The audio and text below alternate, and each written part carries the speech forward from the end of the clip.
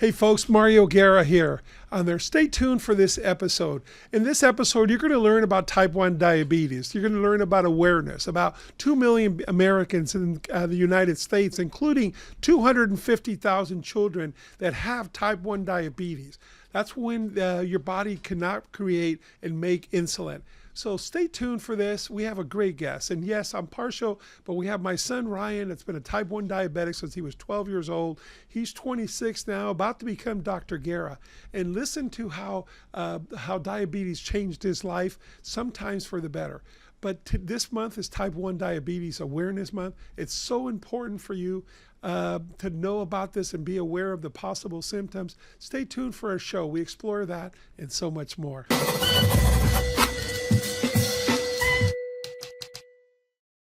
Thanks for tuning in today. I have a special guest with me. We have our youngest son, Ryan Guerra, is here with me today. He's special for many ways. Yes, he's our youngest son, and we're very proud of him, but he's also special in this particular month because of the month of November is Type 1 Diabetes Awareness Month. See, our son, Ryan, which is 26 years old today, now, and he was diagnosed as a Type 1 diabetic at the age of 12. And it changed his life, it changed our life, and he's been our hero for many years because of how he's treated it from a very young age. So Ryan, welcome to the show. Hi, thanks for having me. I appreciate it. Yeah, it was kind of, he didn't want to really do this, but the reason that he is here is because of type 1 diabetes. He takes it very seriously. So Ryan, tell us a little bit about how you were first diagnosed and what symptoms led up to that. Right, so I was diagnosed in February of 2012, and symptoms that kind of led up to it, I remember I was playing basketball for my middle school, and I was just cramping a lot of the time. I was really thirsty all the time. I was urinating more frequently, and you guys kind of always let me be aware of the symptoms of diabetes from Papa to you guys, and there was always a finger pricker in the house or a glucose meter. And so I was always aware of these things. And the night that I got diabetes, we were actually just down the street over at Yogurtland. And I remember having yogurt just stacked full of gummy worms and candy. And but it was happening already for a little while by that point. So mom decided to check my blood sugar, and it just read high, HIGH. So they cap out at over 600. So my blood sugar was extremely high, and what was more worrisome is I didn't really feel it in the moment. Now at times if I get into the 200s, I start feeling really bad, groggy, not in the greatest mood, but I just felt normal at the time. And so that's kind of what kicked off this whole journey. And the next morning we went over to Long Beach Children's Hospital. Yeah, where they diagnosed you. They have a special wing for that. So first of all, let me go back a step on there. So type 1 diabetes and type 2 diabetes. Type 1 diabetes is when your body cannot make insulin ever again. It won't make insulin. So you can't get out of type 1 diabetes. You will always have that. My father had, as you referred to, Papa. So, but that was totally different. Back then, you didn't have some of the technology, and you had a lot worse quality of insulin.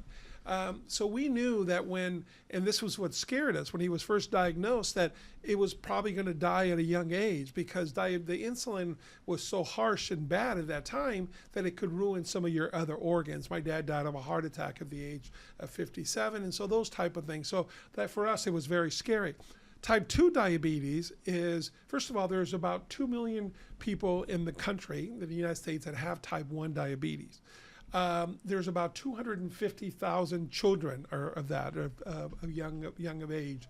But there's a lot. There's 30 some odd million, like myself, that have type 2 diabetes.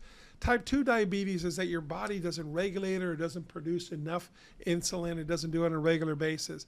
But you can actually come out of type 2 diabetes by regular exercise, by how you eat, how you take care of yourself.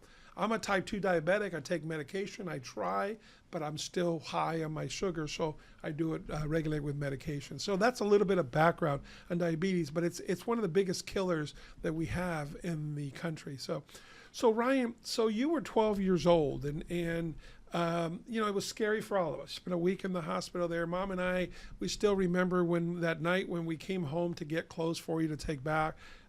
We thought it was you were going to be passing at a young age, and it was a terrible thing for us because of the fear of the unknown, and also because you were 12 years old, and most 12-year-olds have a hard time dealing with that. So at first, especially that first year, how did you manage it? And physically, what did you have to do? I remember you had to do the shots. You don't have the same quality of stuff that we have today. So to start off with how I manage it, and the way that you're right, I was 12 years old, and the only other person I knew in our family that had it was Papa. I never got the chance to meet him, and so to me as a 12-year-old sitting in the hospital, think, oh, I have to take this very seriously. I want to meet my grandkids one day. And so as a 12-year-old to think of grandkids already, when I skipped over a lot of steps there. But it's something I took extremely seriously. So every time in the hospital that they gave me a lot of time to rest and they weren't educating me, I was on the iPad looking up different ways to manage it myself. It's how I got involved so much in fitness. It's how I got involved in this career that I'm at right now. But dealing with that first year was a struggle in terms of trying to adapt to all these different devices, all these different rules. I remember when I originally started and I was on syringes, they gave me this long calculation I had to do before I could eat anything, to where it was taking my blood sugar into account, taking the carbs into account, plus or minus, divided by 5, doing these different things. And so that was very confusing, but like anything, you get used to it. Then within the first year, they progressed me from syringes in a vial to something called an insulin pen, which is kind of all in one. I just screw on the syringe and the vial's in it, and all the way up to an insulin pump. And I still wear an insulin pump to this day. And that each step was a real game changer in terms of speed and convenience. In a day-to-day life, it was less and less of a hassle to be carrying things around.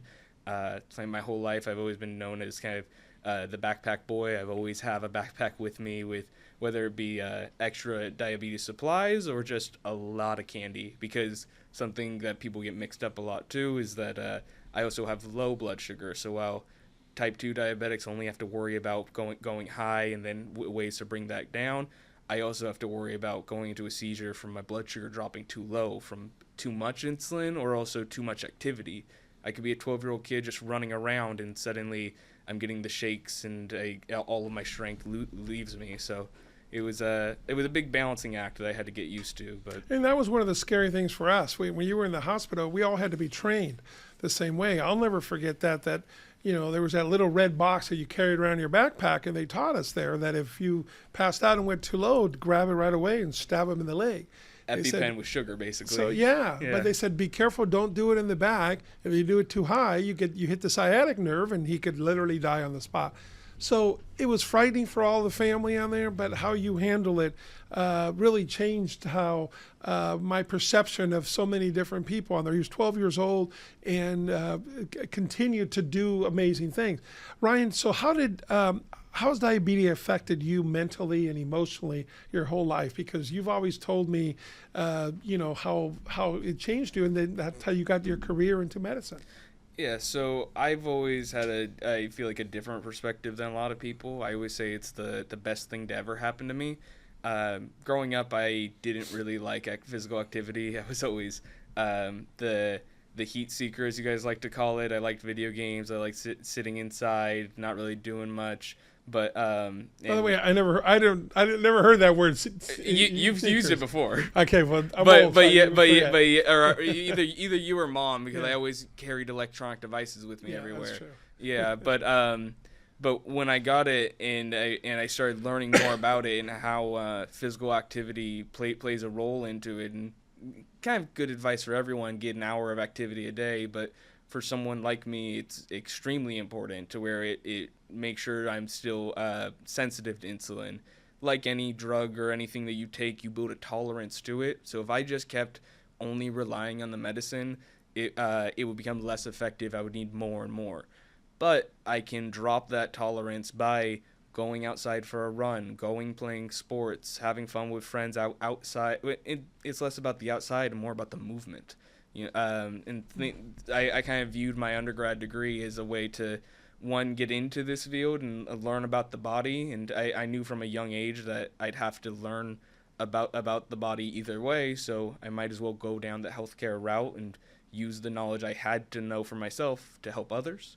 But it was really a way to help manage myself without just taking more and more insulin. So Ryan, tell us about some of the tools that you use on a daily basis on there. We know you have your pump and your Dexcom. Why don't you show us what that means and how? So I have an insulin pump right here, and there's insulin inside this cartridge, and it's me and my doctor have worked out a system to where it's constantly giving me a little bit of insulin at a time, similar to how a regular person's pancreas might be working. While the pancreas might sense different things going on in the body and adjust accordingly, mine's kind of at a set rate.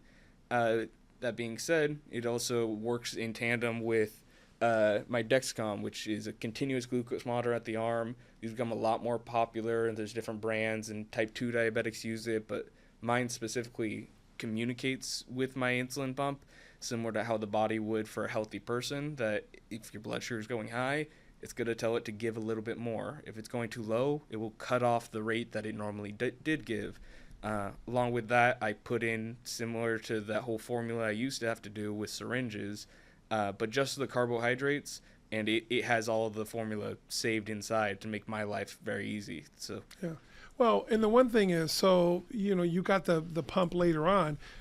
We've been very blessed. We've always had good health insurance, and my wife and I have been blessed in life. But not everybody has that opportunity like you did. So when we first got in, that pump is very expensive, especially 10 years ago. Insurance helped a lot. Insurance helped a lot and everything else. But so Ryan he's been a little bit of a freak of nature in that. So with the type 1 diabetes, he played on the state championship football team for St. John Bosco. He played behind a lineman that is in the NFL today, was CIF Player of the Year. So he would take off the pump when he'd be on the sidelines, and my wife and I would be watching him, of course, during the whole game. So he'd take it off and he'd put it on the bench. So you have a bench full of 60 football players, many big guys. And you're like, please nobody sit on that or step on it. That thing is really expensive. So we always freaked out. So it took us a couple of games to, Ryan, can you just put it in the backpack, please, or hand it to us over the fence?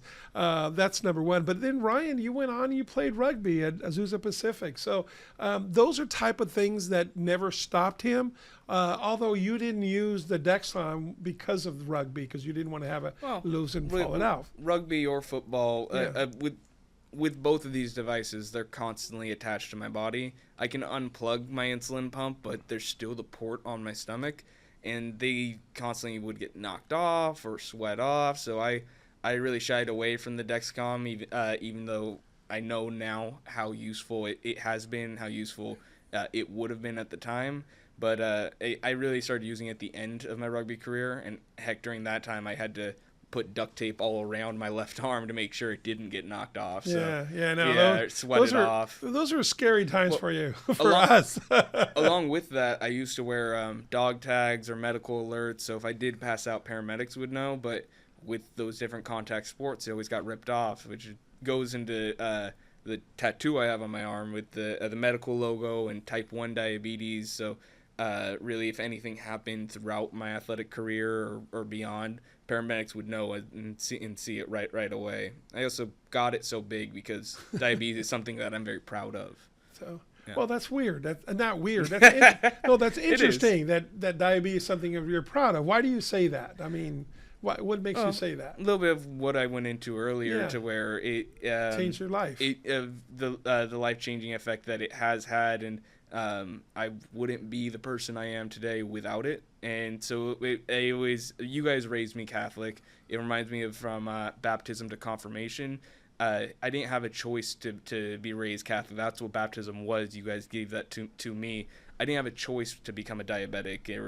It just is something that happened when I hit puberty, being an autoimmune disease. But when I came of age, and it really has had the impact that it has, and I have so many things because of it. This was kind of like my confirmation of like, oh no, I'm a diabetic. I'm proud of it. I don't know if I would do it all over again, but this is something that I have to live with, and it's something that has changed my life for the better. Wow. So how do you handle things when your blood sugar doesn't behave, and despite your best efforts? And by the way, so one of the things electronics today, so the monitor there is attached. It goes to my wife and to his girlfriend Giselle, so they can see at any time when it goes too low or high. The arrow's pointing up or down. And in the middle of the night, he could be sleeping and it goes so low and him not wake up. So that's something, there's an alarm on my wife's cell phone too that we have in the nightstand to do that. But so tell us, Ryan, what do you do when it doesn't behave the way you can and you try to? Everywhere I go, I try and have a Gatorade or some candy. I have an entire bag of candy on my nightside table, because when in the evening it tends to go low on its own. Your body's rebuilding, replenishing what it's lost throughout the day, and that just draws on all the sugar that's in your system already. So I'll wake up sometimes in a cold sweat, my vision not working at all, and just extremely shaky and weak. And in those instances, it's an emergency, and I just dent down as many Skittles or Gatorades as I can at the moment. So that's one tool. The other tools that I use on the opposite end of the spectrum, when my blood sugar is too high, insulin is good, but it can build a resistance to it. So drinking water to help dilute the sugar that's in your blood helps out a lot. And then exercise helps out a lot. More moderate types of exercise. I got into skateboarding, which whenever I do that for 20 minutes, it just starts to plummet. It scares us to death, by the way. Just want you to know. Riding an exercise bike, showering or doing laundry, these kind of lower intensity activities help lower my blood sugar, to whereas things along the lines of rugby or my weightlifting might raise my sugar based off the adrenaline. It has a whole different mechanism that works into it. So you and Giselle are great at that. Ryan, they lift weights. And you showed me the video the other day, the 330-pound squat that you did, which is amazing. And so, like, how does weightlifting? Like I said, he may be strong, but he's the strongest kid I know. He's picked me up several times. So how does weightlifting and those type of things on there that come into play? So when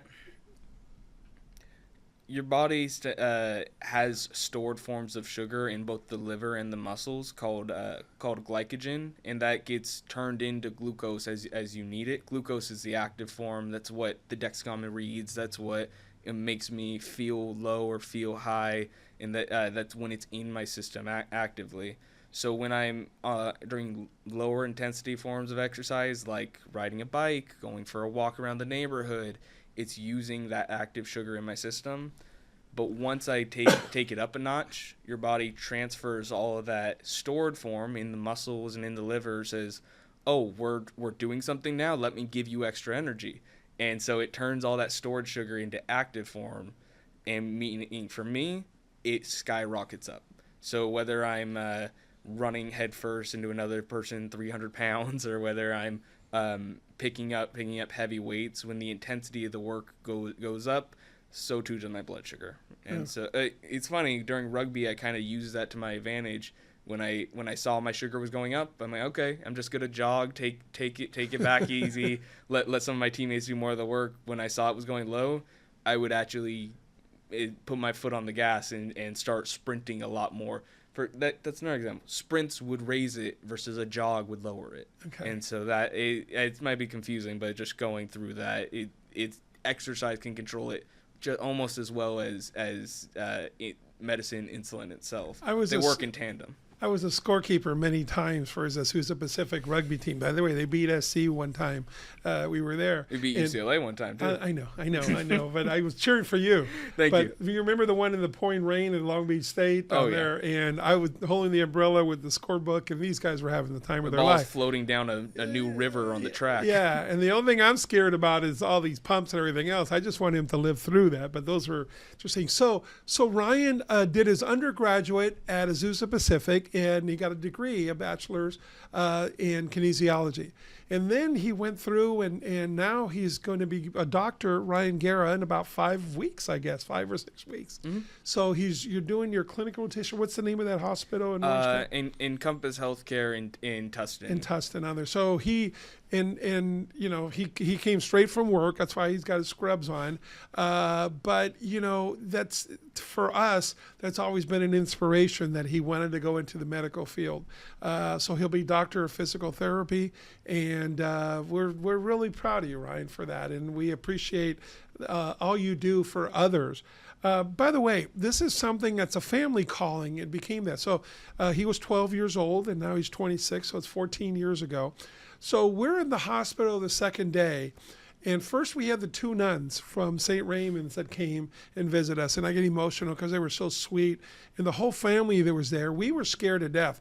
Remember, I haven't given you a shot. We have a photo of me. I had to practice giving him a shot on his arm. And I think the kid was more scared of me than he was of having diabetes. We have that. And Brandon, if I find this photo, I'll give it to you. You can put it in on the slot because he was scared to death. But and then here's a couple of special people I want to name. We haven't talked to him in a while, but there's a young man by the name of J.J. Mosier. And he's type 1 diabetic. He's probably, about 10 years older than you? So he was in his early 20s when you were 12.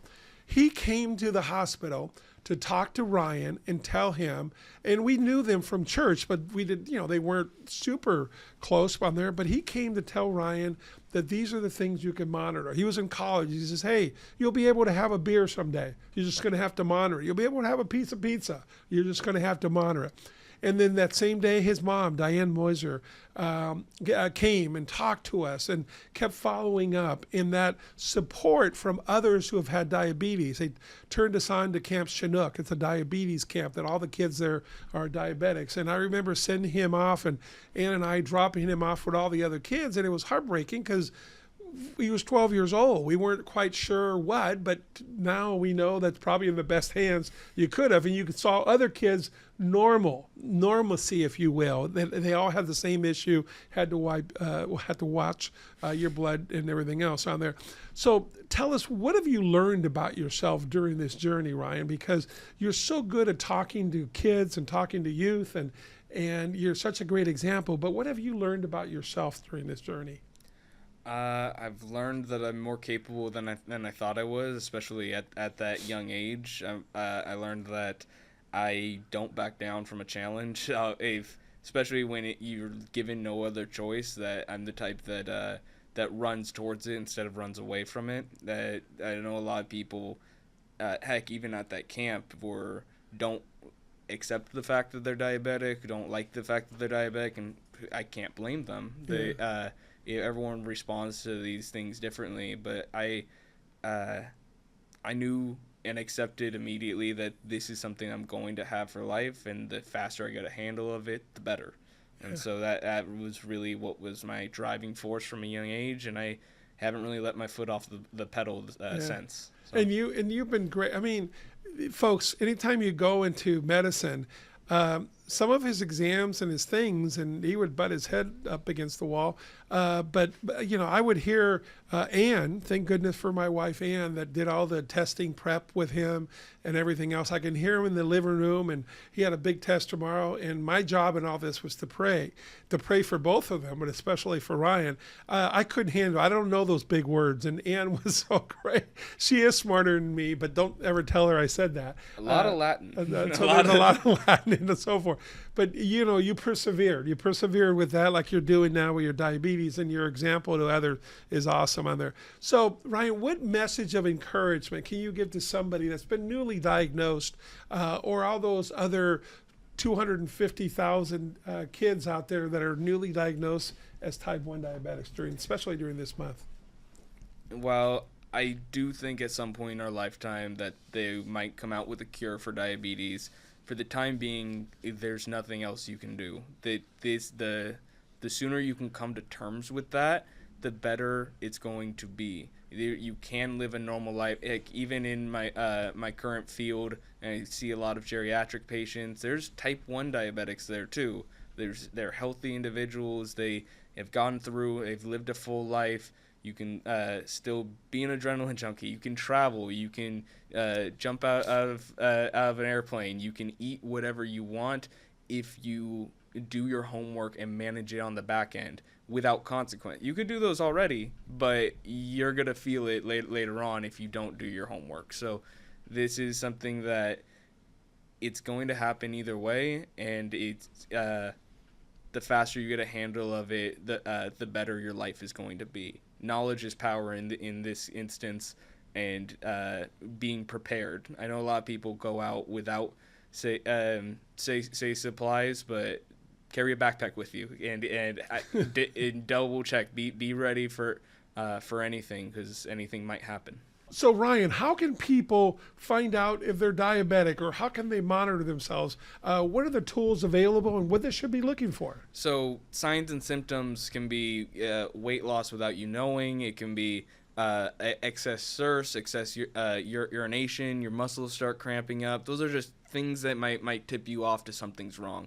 If you're worried about diabetes, at any pharmacy, from Walmart to CVS to Albertsons, they sell glucose monitors, $10 to $20. You prick your finger. Regular blood sugar is around 80 to 120 textbook wise. Even healthy regular people can go up to 180 if they just had a meal. But if you're not feeling the greatest, or check it and it reads higher than that, reach out to your primary care physician to get more information. And you want to if it's type 2, you can nip it in the bud early just by changing some lifestyle factor. If it's type 1, it's even more important to nip it in the bud early, so you know, and you can get your life back under control yourself. So those are things that I would advise people to check out and figure out. Some other things that I thought just might be useful for some upcoming type 1 diabetics would be the role of carbs and sugar and fat. If you're going low, you want that fast sugar so that you don't pass out quickly. So that's things like orange juice, things like candy, things like rice, things like pizza. They'll create a spike. Typically, those are things that you want to avoid as a diabetic. But if you're going low, that's extremely important. But the way that fat plays into it, it makes those carbs, or any carb you have, say even like in a regular sandwich, the meat and the fat within that, or the sauces to the bread, it makes that last a lot longer. So if you're constantly in peaks and valleys, going up and down, adding some fat. So that's something that Camp Conrad Chinook had us do before we went to bed. They would give us peanut butter crackers, so peanut butter fat, the cracker would be the carb that levels us out throughout the night. So if you don't want to be going up and down all the time, adding something along those lines can help out a lot. And that's how we evolve in the treatment of diabetes. Because I remember my dad, just like we in our household, we have insulin in the refrigerator. You know, I had that my whole his insulin life. was toxic. Ours is healthy nowadays. Yes, like there's a total difference from that age to now. Him is one of the only medical doctors in Cuba, in his hometown. Lost his legs, died at 57. Now regular citizens I'm treating in their 80s with type 1 diabetes, it's a night and day difference from where we've come. Absolutely. And just also not only the insulin, the quality of the insulin, but also how you treat it. In those days is afterwards, you know, he would drop a little pill in his urine and see what color, and then he'd give himself so much insulin. So again, you just said it, this peaks, the highs and the lows. Well, hours after too, versus I find out 5 minutes at a time. It's constantly checking because of my glucose monitor. And that's how you save that's how your organs save, by trying to keep it consistent instead of the peaks and valleys, right? You can go high, you can go low, and those are gonna be ebbs and flows, and some things that you can't control. But what you can control is how long you're there. If you're there for 3, 4, 8 hours a day, that's when you start damaging your organs and your body from irreversible damage later on in life. They always say that the high blood sugar is a long-term killer. It's better to be high than low, because if you're too low, you can die within the course of minutes. It sometimes hours, but if you're too high, that's what's gonna be the difference of you making it to 80 versus 70. And so that it stacks on towards the end. And these are things that you have control over. If you're too high, go for a bit of a walk. Go 30 minutes, pick up the pace of it. Drink more water. Metformin for type 2 diabetics is a great tool, but insulin for us type 1 diabetics, and giving yourself the best odds. So stay educated. And you've learned your rights and your things when you go on airplanes, how to travel with needles and, juices on there from the TSAs and so forth. And how soon before you've been with Giselle now for almost a couple of years, how soon after you met her did she find out you had diabetes? Before I met her. Oh, before when we were still texting and talking and on the first date, it's something I'm very upfront and open about, because if my partner doesn't know or doesn't care about that, then it wouldn't be a good match. It's a big part of your life. It's who you are. And Ryan, I know I shouldn't say this as your dad, but I should say that part that I'm very proud of you. But he is my hero for many ways on there. I love all 5 of my kids. They're all special in different ways. Ryan, unfortunately, too, got stuck with us. Like I said, he was our gift from Godchild. And how many years between you and Haley? 7. 7. So Haley, we have the 4, and Haley is 7 years. The youngest is 7 years. She's our youngest daughter. The next one is 10. So there's a 3-year gap and then a 7-year gap. Yeah, and then from the 2 oldest, even more than that. So Ryan's been stuck with us. It's almost like having an only child. The other one started growing and getting out of the house and going to college, and Ryan got stuck going on vacations with mom and dad. But we're glad, and then they always come home, and that's a good thing on there. But he's been our gift. He's been my hero, just how he deals with this. And I wanted to have this show because I think it's special to talk about it because of the consequences if you don't. We've known people that have died because they were in denial and didn't take care of themselves. I take a lot of different pills, from metformin to other things for diabetes, and it's real important that you do look at that. So if you're high, if you're not sure if you're high, check yourself. Get a pump on there. Try to discover where you are. It's better to know it, even though it's scary. I was scared when I was diagnosed as type 2. But when we were diagnosed as type 1, we thought that was the end, and we were going to be losing a child, and yet we found this little hero here in this young man that's been such a gift to all of us. So want to make sure that this show happened during this November Awareness Type 1 Diabetes Awareness Month. If you have any questions or any thoughts, feel free to text me or call me. My cell number is 562-706-4114, 562-706-4114, or send me an email, mario@guerrains.com. So thanks, Ryan, for coming on, bud. We sure appreciate you, and thanks for everything you're doing and for doing this show. At first, he was reluctant, but I told him it's one way to express to the masses how important this is, and he jumped right at it. So God bless you all, and thanks for watching. Thanks for listening to Talking Downey with Mayor Mario.